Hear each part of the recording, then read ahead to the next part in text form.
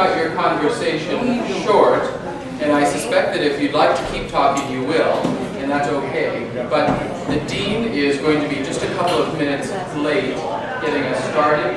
So if you'd like to take 3 minutes to walk over to that wall, you'll see on the brand new signs that I'm covering up, there are 3 questions, very pointed questions, open and expansive. What is God's mission? What is the church's mission? And what is your mission?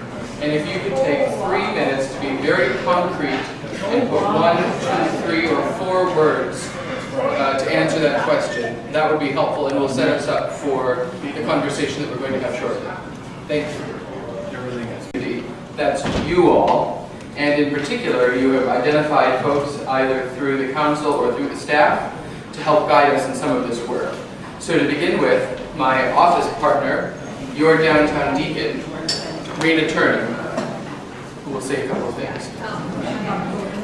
This is my 3rd year at St. Mark's. My first year I was sharing time with Yosemite and East Downtown, and the idea was that we might discern mission and ministry together. What's really funny is now that I'm not there, and it's a couple years later, we are right now, so I can talk about that more later. But my job really is to be a counterpart to Cody and to also work with Deacon Johnson, who kind of works on community connections in some areas that St. Mark's has already connected downtown. But Cody and I go out and stay in together and work with people to find out what they're passionate about and gifted in, and how they can connect either programmatically through something at St. Mark's or with a community partner we might have with St. Mark's, or simply any organization in the community that could use their gifts and talents. Thanks, Rena. Also guiding this work here at St. Mark's are your council commissioners for outreach, Warren Moss and Melody Herbst, who might want to say something now or might want to say something later. Later. You'll hear from them later, I promise. Before we move into more work, Father, would you like to say a couple of things now that you're here? Can you describe my scope about what I'm Whatever you'd like. I would suggest how our work matters in the context of you being here and the vision for the 5 place. minutes? Sure. Or 3 minutes, or less. 3 would be better. So good morning, everybody. I started to be rushing in here. I was cooling off in front of the air conditioner upstairs because it's blazing in the nave. So quick word about how what we're doing here fits into where we're at in the life of the place in 3 minutes or less. So as folks know who've been kind of paying attention for the last 3 years, and folks who are new to us will want to know this, there's a basic Benedictine framework for our life together, right? We talk about a life of prayer, a life of study, and a life of service. This whole work and all the team that you're going to hear from today is helping this faith community get clear on the service piece. Pray, study, serve. This is about how we get on board with God's mission through this place, at this place, and around this place, right? And that's not as easy as you might think, right? It's tricky to sort of discern what God's up to discern what our unique gifts and passions are, to contribute to what God's up to, and then to align those things. Now, when I showed up at the Cathedral, in fact, before I got here and I was doing the discernment process, the search documents for the new dean's position suggested that folks wanted to take a look at our outreach work, right? We've been doing that. We're getting a sort of kind of the experience of that, looking at that one would expect when we're calling into question some things that maybe have been taken for granted, right? That we do some things that say 5 years ago or 7, 10, 15, or 20 years ago made perfect sense as a snapshot of what God's mission was at the time, what our unique gifts and passions were at the time, and we contributed them at the time. And those are fantastic. They have fed thousands, tens of thousands of people, right? Feeding has been a big piece here. We've been connected to downtown homelessness concerns for a long time. What we're doing now is trying to make sure that our sort of feedback loop on how we're joining God's mission speeds up a little bit.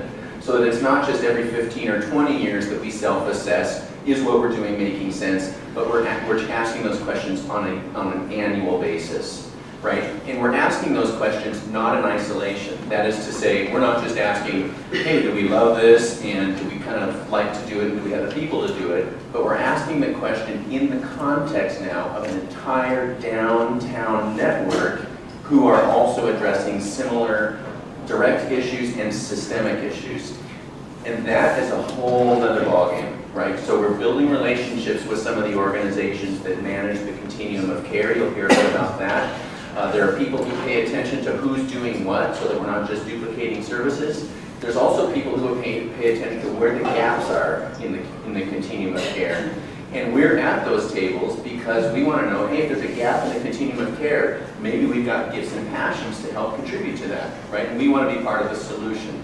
So that is a discipline, though, and part of the reason we've got clergy person, staff person, commissioners at the council level is that we've got to do that regularly because it takes a lot of work. Otherwise, we'll do one thing one year, makes sense for a couple of years, and then it stops making sense. And if we don't have the practice to self-assess, readjust, recommit, then we get caught doing things that are no longer helpful, right? The way that they might have been in the past. So we're just trying to create a dynamic to that, right? Try to keep it alive. And we've got an incredible team now to do that. The budget has finally paid for positions to help us do this work. And I have every confidence in the folks who are sort of in this constellation doing this work right now.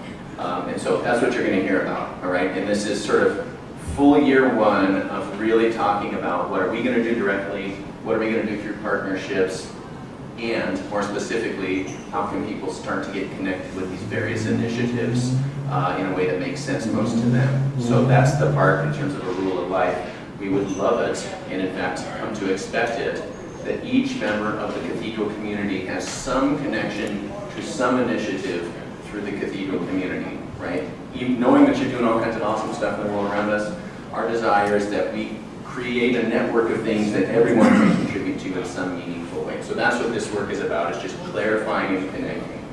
Does that sort of make some sense? Right? And I've taken the lead on this year because it's part of my job description that I was called to. So that's how this is working. Right? Fair? Was that helpful? Thanks. Awesome. Thank you. Of course. I just want to set us up briefly for what's to come, which really is the most important part of our work, by sharing what we've done in the last couple of years. Beginning with our direct service ministries, so those on-site outreach ministries, like meals through bag lunches or community meals. We tried to talk about practices and principles for doing that work. We also looked at what is our current volunteer capacity and are we equipping our volunteers appropriately. And we can also start asking questions about, are we the best people to do this work, understanding the continuum of care downtown, and what are the other congregations doing and what are their best practices. And then also trying to make sure that while feeding people is good, it's really a ministry of relationships and being with people. So to, I guess, bring some resources that can carry us through that work, we rejoined Downtown Congregations Ending Homelessness. We had been members in the past. It's not a 501c3. I think it's termed a collaboration of congregations, and I think there's probably 17 congregations, and all of our neighboring congregations belong. And that's because even if they're doing direct service or not, we want to be connected, not just on what the needs of the neighborhood are, but are we advocating for our neighbors? So it's a connection between the direct service work and advocating for others, whether it's at the state level or the local level. So we rejoined DCEH, is the acronym for Downtown Congregations Ending Homelessness. We're dues-paying members, and we have to sit on 4 subcommittees. I sit on the steering committee, Cody sits on the direct service committee, because we have direct service at St. Mark's, and there's an advocacy committee and an interfaith committee. Well, we were figuring we have capacity issues in filling those spots, and that was the reason why our membership lapsed. So we are working with Gethsemane and St. Paul's Lake of the Isles. And Gethsemane is already a dues-paying member of DCEH, and they don't have enough people to fill all 4 slots. So we're working with them on filling one of those slots, and St. Paul's is on the verge of signing an agreement and being dues-paying members, and also having a person sit. So we will fill the 4 subcommittees with 3 Episcopal congregations in collaboration. And I think that's a great way for all of us to work together in this work downtown. The other thing, and so in sitting on those subcommittees, we'll be bringing that work back to the congregations, not separately, but together, the 3 congregations working together. And then that ties our direct service to the continuum of care, and then advocacy. Why are people showing up for food? We need to ask those questions. Secondly, we have a partnership with City House. I happen to be the program manager for City House. It is a nonprofit that does spiritual listening for people on the margins. What that means is simply sitting and being with people as Christ did and listening without judgment. And we, as listeners, we reflect the language of that person. When they show up somewhere and they want to talk, if they use the language of God or Creator or wisdom or no language at all, we sit with that person. It's not about making new believers. It's about being with people as Christ did. And so City House has listeners at the Basilica outreach programs, at Tubman Shelter for Women, and various places around town. Well, we now have 2 listeners that are going to be starting at Sunday night supper. They show up and all they do is sit with people. And it's amazing when City House listeners show up someplace with some frequency. People know that that's who they go to listen to. And so that, and we've also had some spiritual listening training here at St. Mark's that's open to anyone in the community. And we've had probably 10 St. Markans go through the training in the last 6 months. The other thing we did in the last couple of years is how organized do we want to be internally for this work? We have to organize the chaos, but we also have to listen to what God's up to in the neighborhood. So how do we manage that tension, constantly evaluate what we're doing, but making sure that we're listening to where the Spirit's at work. If we don't have energy behind something, how do we decide we're not going to do something anymore? And honor that thing that we were doing, but put energy somewhere else. So those are the kinds of questions we've been asking. We've also been asking questions about the way we fund ourselves for outreach. Up until this year, I don't believe any direct funding from the operating budget, so your pledges, was going to outreach. So we have to ask ourselves, what does that mean as a community of faith? Because in the past, we've used, restricted funds of gifts to fund our outreach. So we're looking at that. Basically, we've been getting out more into the neighborhood. We've been connected with Emerson School and also with the Dignity Center, which I think Cody or Melody will talk more about that. But that is a nonprofit ministry run out of Hennepin Avenue Methodist Church, our neighbor. And we also began, after we hired a community engagement coordinator, spending more time one-on-one with people in the congregation, finding out where are you already connected. How do you want to deepen your service work as a person of faith, and how can we equip you in that? You don't have to necessarily do anything at St. Mark's, but if you're a school board member, how do you do that work as a person of faith, and how can we equip you and lift you up in that work? It's really about what happens after you leave this building when you're sent into the world. How do you live out your life as a Christian? So basically, the last year is spent organizing ourselves to equip the saints here at St. Mark's. Thanks, Rena. So that's where we've been. Are there any questions? Take a pulse right quick. How are you all doing? I'm a little confused on the one point about if you had a nonprofit that you're either involved in or loosely involved in or would like to be involved in, would that fit under one of these categories, or would you try to start a miscellaneous category? Or Yeah, so that's a very good question. The question was, If you're involved in some other kind of nonprofit or volunteer or service work, would that fall under something, one of the categories that the Cathedral is up to, or would that be under miscellaneous header? And a very quick answer to that would be that you all are doing an amazing amount of work in your own neighborhoods, your own parish, well, this is your parish, your own communities, the places that you hang out when you're not at church, at your grocery stores, at your schools, at your PTA meetings, so on and so forth. And that's all wonderful and beautiful, and it's holy, and that's part of your calling as baptized people, as people of faith, as Episcopalians, and as members of St. Mark's. Those are things that we're, by sort of simply, we don't have the capacity to sort of hold all of those things here at the Cathedral, but we want to affirm that. So if you do Meals on Wheels, that's not something that the Cathedral sort of is officially involved in, but we want to affirm it and bless it and call it good, because that's where you are being called to work. So we don't have a, I guess it would fall under a miscellaneous category. Miscellaneous, but just as important. And to Paul's point earlier, the hope is that in addition to all of that other work that you're doing in your communities and neighborhoods, that you would find one thing at least that's sort of a St. Mark's labeled outreach event or project or philosophy or whatever that you would take on as part of being in this community. So did that answer? Yes.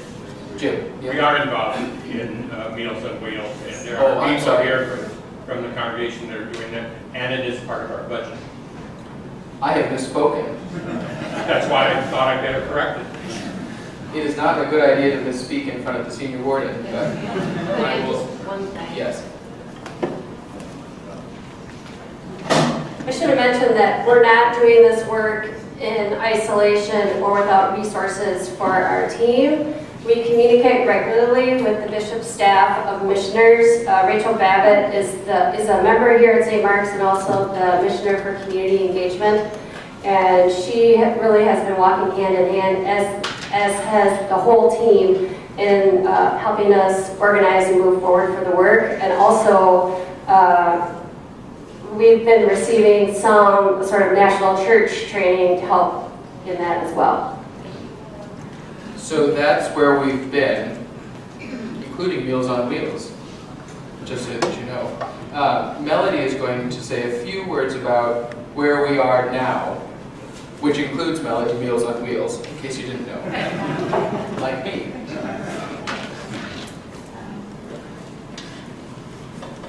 Good morning. As Cody mentioned earlier, I'm a member of the council.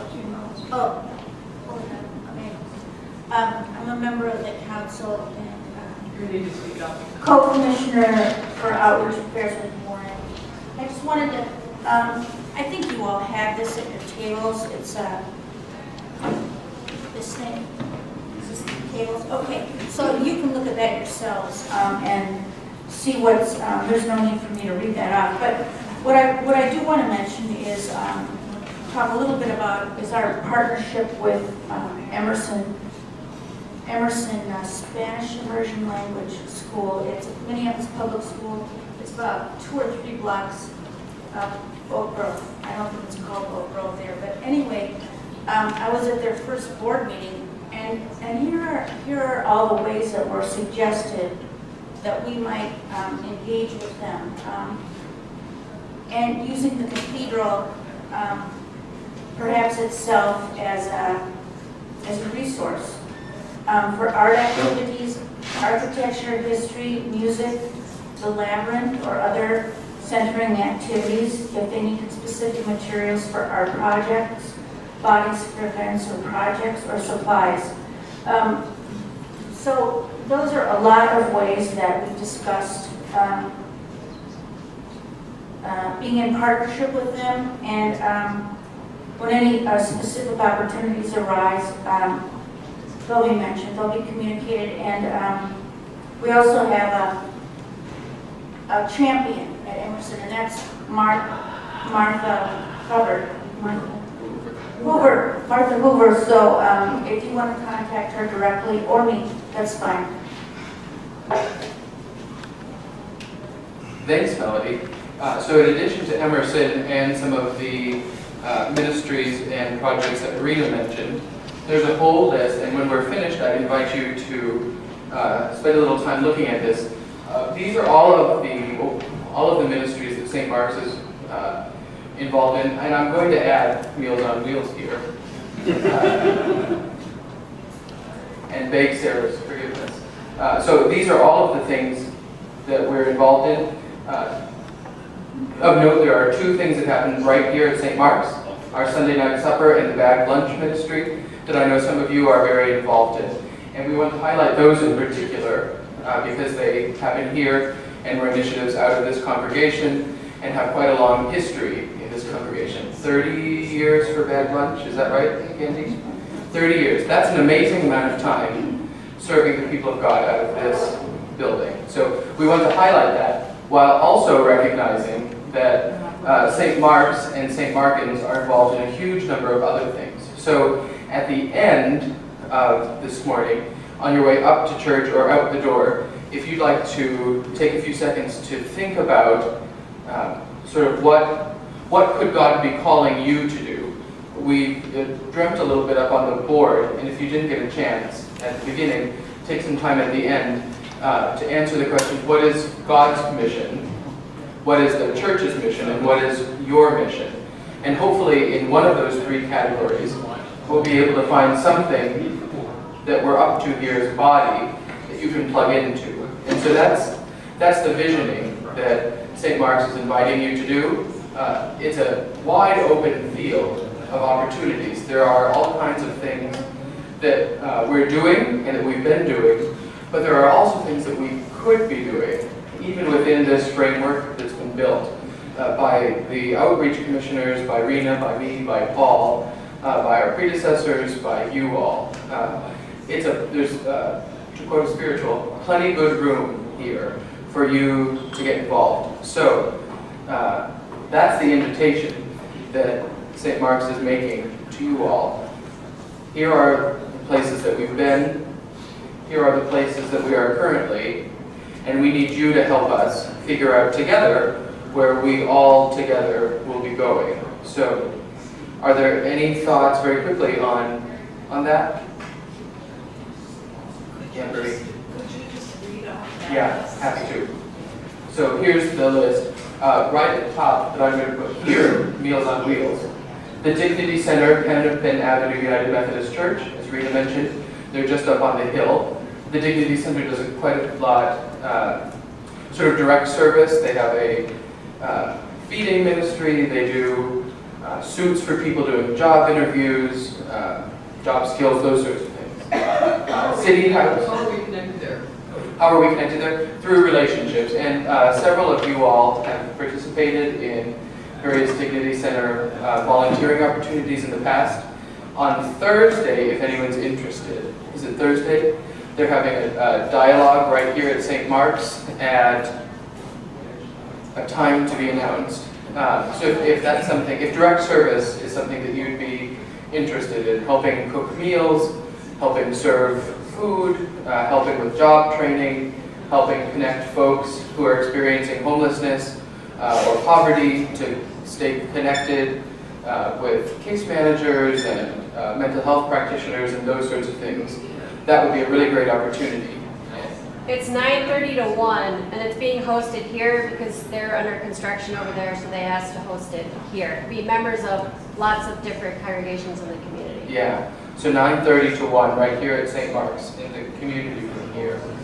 John Cole, who is their director at the Dignity Center, will be here facilitating a dialogue with other people of faith and I suppose no faith also from the downtown area. We also are in the process of sponsoring with the Dignity Center an intern at Minneapolis Community and Technical College in the Student Services Center, so offering a little bit of structured mentoring for a student there, as well as some funds to help him with his studies and to help him help his colleagues. So that's the Dignity Center. Minneapolis Community and Technical College. The bag lunch ministry is there how many times a week, Al? We're there once a week. once a week. But we deliver food twice a week. But food is delivered from this cathedral twice a week. And for those of you who don't know, that's the community college that's just a couple of blocks. We also have the Lionheart Scholars Scholarship Fund and sort of mentoring and support and prayer for MCTC students. Downtown congregations ending homelessness, Rena talked about them. There's the Groveland Food Shelf, the Emerson Spanish Version Language School that Melody talked about. Their PTA meetings are open to the public, and they're the second Tuesday of the month. Is that right, Melody? Second Tuesday of the month at 5:30? Is that? Well, it varies a little bit. It varies. But Check you with, can go to the website. yeah, it's on the website, or check with Martha or Melody or Cody, and we can get you more information on that. Open to the public, anybody who'd like to show up, and they'll tell you how to volunteer. We also collect box tops you see on some of your General Mills, I think it's General Mills, cereals and things. You can clip box tops and bring them to the front office here to Carrie, and she'll get them to me, and I'll get them over to Emerson. So that gives funding for some of their projects there. Let's see. The Northside Achievement Zone is a project that we're just starting to develop a relationship with. Rena, would you like to say more about NAS? Sure.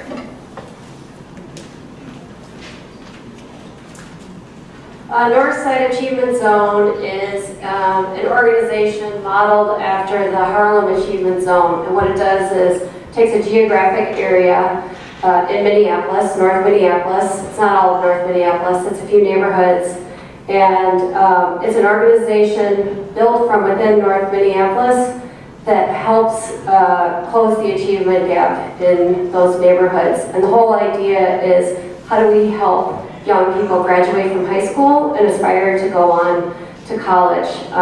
And what's unique about it is it's actually a very lean organization that works with all sorts of community partners that are already working, and works that network to mentor families from with their kindergarten children all the way up through high school. And what it is people on the north side helping people on the north side, and if you're from outside of the north side, helping to bring your resources and talents alongside of what they're doing. And we've had some engagement through, they do a bus tour and showing up at some fundraisers, but we want to be more intentional because Northside Achievement Zone works. And this is the area of the greatest amount of poverty in our city, and the largest achievement gap.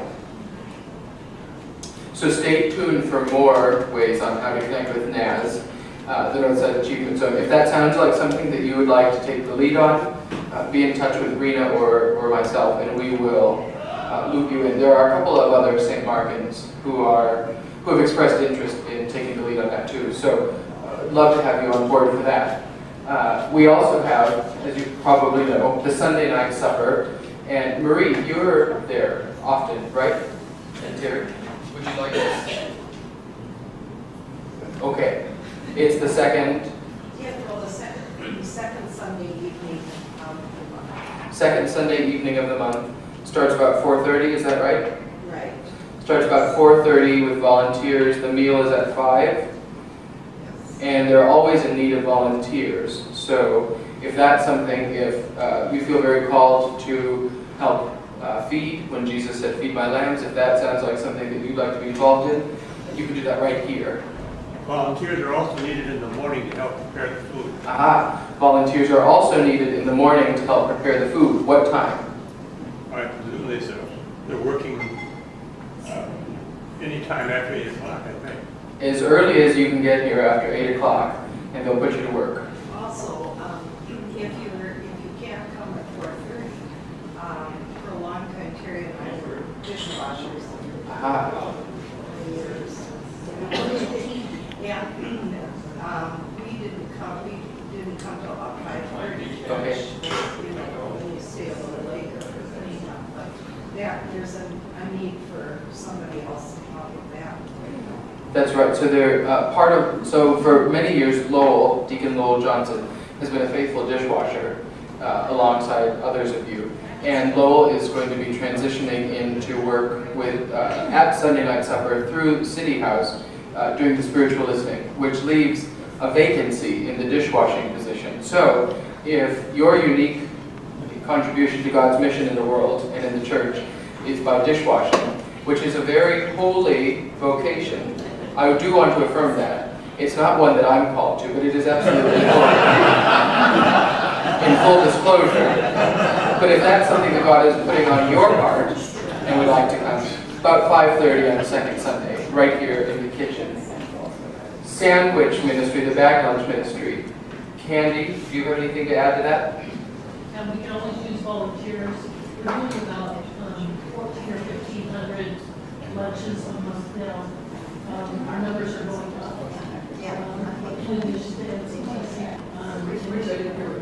I'm sorry. Here, I'm going to give you the next Center one. over at Cathedral, we provide sandwiches to them as well. So anything that, volunteering if you want to do, we get together at 9:30 to 11:30 on Monday mornings. So that was 9:30 to 11:30 on Monday morning.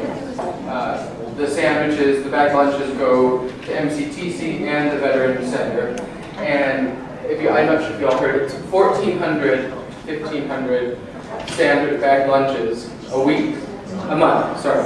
That's still amazing. 1,500 bag lunches come out of this congregation a month. So if you'd like to be involved in that, We also pass them out between 9:30 and 11:30 at the All Souls Hall. 9:30 to 11:30 daily at All Souls. If that's something that you'd like to do, volunteers could always be used there too. Check with Rich Mayer. And if you don't have Rich's contact information, I can get that to you. These other ones listed here on the list are ones that we're developing relationships with, but are not yet solidified. So I'll just very quickly go down that list. I don't have details about how you can get involved yet, but if that's something that sounds like something you'd like to be involved in, come talk to me after, or send me an email, and I'll write that up too, so that you can do that. Midtown Company, they were at one time a faith community in Uptown or somewhere else in Minneapolis, and they now help other organizations, nonprofits, faith communities do fundraisers, and Rena can tell you more information about what a fundraiser is. It sounds very cool and is very cool, and there's an opportunity very soon, next Saturday, to be involved in a fundraiser. Rena can give you more information on that. Citizens for Loring Park Community is the neighborhood community. We're connected with them. Sometimes go to meetings, have developed relationships there. House of Prayer in the City has space here at the Cathedral. They also have a House of Prayer in Collegeville that many of you know about and have visited or have helped design, in the case of some of you. The Minneapolis Police Department, there, with some of the new transitions in the police department, there's a community engagement sort of person there that we've been having conversations with on how to have more responsible policing, how we can be a part of that here at this community as a congregation and as good neighbors. The Walker right across the street, the Waldorf School has a Montessori or preschool or something similar to that. Education is also not my vocation, particularly elementary education. But they're here in the Cathedral, in the education wing. The Cycling Museum of Minnesota is also here in the Cathedral, in the vault. St. Paul's Church, Lake of the Isles, and Yosemite Church are two other downtown Episcopal congregations. While the floors were being worked on here, many of you had the opportunity to go to Yosemite and St. Paul's, and since we're only about a mile from each of them, to have 3 Episcopal churches in such a small area, we thought we should get together and hang out and work together, pray together, worship together. The clergy from those bodies are part of our monthly ministry team gathering here. So building those fraternal relationships and asking the question together, what has God up to downtown and how can we get involved with that? So that's a lot. I want to recognize that that's a lot of information. This has been a lot of words sort of given to you, while also recognizing that you all have countless other ways that you're connecting in the neighborhood. So maybe with the 3 minutes that we have left here, and then however long you want to talk afterwards together, are there questions, concerns, things that you want to do that we're not doing, things that you're already doing that you want to invite others to? The floor is yours. Michael? Just going to put a plug in for an educational offering next week. Kathleen Norris, who many of you probably know of, a very talented writer at Dakota Spiritual Geography and a number of other books in the last 25 years, is going to be speaking over at St. Kate's on Wednesday, October 4th at 7 o'clock in the evening, free, at O'Shaughnessy Auditorium. So if you're interested in getting tickets for that, all you have to do is call O'Shaughnessy Auditorium ticket office and they'll arrange that for you. But I've heard her speak and I'm one of her biggest fans, so I'd encourage you to go. And it's on spiritual practice and social justice, so very much related to what we do here. Thank you. Kathleen Norris is terrific. So this is all under the heading of what God is doing downtown? Yeah. So I just wanted to say thank you. This is absolutely amazing that it's all here. And if there's a way maybe to take it even one step further and put it on Facebook or, in my calendar, that would be helpful. Yeah, so social media, right, is something that we've been getting better at here at St. Mark's, and I suspect we'll always continue to get better at as technology changes. So, that's all to say, thank you. As we unroll some new technological things happening here at the Cathedral, there will be easier ways to connect with this work.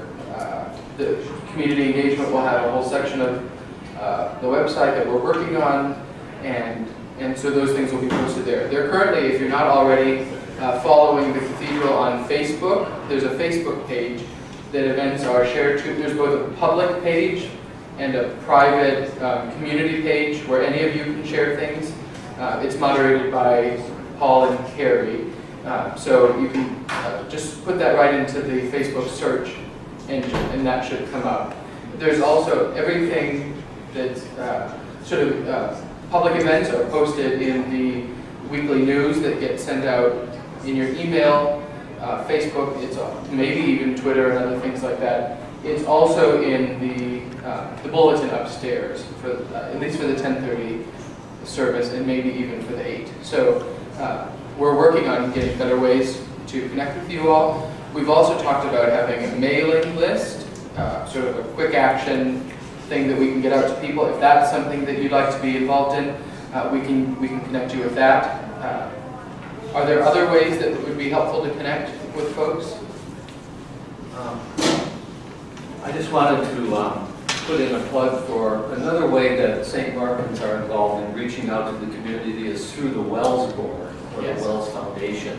And if you're not familiar with them, just briefly, they make grants to other nonprofits in the community. And one of the things that we're doing on the board this year is to try to, when we talk to the organizations we fund, ask them, are there places where St. Martins could get involved as volunteers? So that's an area that is also out there. Sally? Cody, I don't know if it's in your bailiwick, but are there any plans for the house? Yes. Sorry, yes. Sally asked about plans for the 425 house. The council is taking up plans for that, which is, I think, that's all that I know. And unless Jim wants to add more, the answer is yes, possibly. I'll speak to it. Okay. Your senior warden will speak to it. Do I need a mic? You can hear me, can't you? No, you didn't need a mic. Just. Yeah, well. Now you tell me. Yeah, well, when I get a mic in my hand right away, I think I'm going to be a rock singer. And you'll be sorry. The council is in a deliberative process of looking at what is our ministry, what is our opportunities, and where should we be going. This process is going to take us probably several months because we're looking at all of the options. We're looking at if we sell it, what possibility would we get, and what kind of a schedule would we have in order to get it, how long it would be on the market. I'll just say it that way. And we're looking at if we keep it, what do we have to do to make it different so that we can use it. Right now, the city says it is not habitable. So we couldn't put an office in there, we couldn't put anything in there. So this is a gift that we had, that we received, that we really, frankly, never have taken care of. The only money we really spent on it was when we took the back end off of the building, which was A, filled with mold, and B, falling down, and C, creating a gathering place for people that was really in danger of health and environmental issues there. Not to say also the problems that our neighbors were having with it. So we're looking at all sorts of options. Pray for us, give us your opinions, all of that. There is nothing decided, and probably nothing will be decided before November. Because discernment and looking at all of the possibilities takes a while. And hopefully that's helpful. We've come to the end of our gathering this morning, but I want to let you know that on your tables there are these little labyrinth cards. They say Labyrinth of Learning, and on the back side are the Sunday formation opportunities for the rest of the program year. And there are 2 breakout sessions. You'll see Gather and Send that will be happening. One or both will be happening every Sunday at this time. I think that the Gather ones will be here in the community room, and so you can see next week is Episcopal 101. The Send breakout sessions will be happening upstairs in the Heritage Room. Gathering is sort of generally formation for all. Send is generally community engagement. So the right-hand column has various things that we've got planned to connect you with these community partners that we're working with. We'll be bringing in folks from each ministry, from most of the ministries, to talk about how you can get involved, sort of share their story about what they're up to in the neighborhood, how God is working with, through, and in them, and how God could be working in, with, through you and them together. There are also Sundays where we're going to be offering ways that you can equip yourselves to engage with God's mission in the world through teaching or presenting, discussion always. We're also hoping to have some spiritual practices that can sustain you in this work. One of the really unfortunate things about folks who are involved in social justice work, broadly speaking, social justice work, is that there's a lot to do and there's a lot of passion, but people tend to burn out pretty quickly on those sorts of things. So in getting some spiritual practices, disciplines, ways that you can take care of yourself and each other as you take care of the neighborhood and the world. So that's sort of the trajectory that we've laid out for the rest of the program year. Some things will shift around, and we always want to be responsive to what's going on in the world and in the neighborhood. So if something comes up, we'll engage with that. But this is also, these will be posted, I think, 1 or 2 weeks in advance in the bulletins and online. So you can always find ways to do that. To that end, next week, upstairs in the Heritage Room, we'll be having a facilitated discussion and a video on dismantling racism. So if that's of interest to you, up in the Heritage Room, and your voices and your experiences and your presence is always welcome there. Welcome and invited, and in fact needed. So we look forward, Rena and your commissioners and I look forward to seeing you and dreaming with you what God is up to. So, thank you. And Rena has some cards here that I'll put on the table. I don't have mine right here with me, but I'll write up on that big piece of paper my email address so that you can get in touch if that's something that's of interest to you. So again, thank you for all of the work that you are up to individually and collectively at St. Mark's.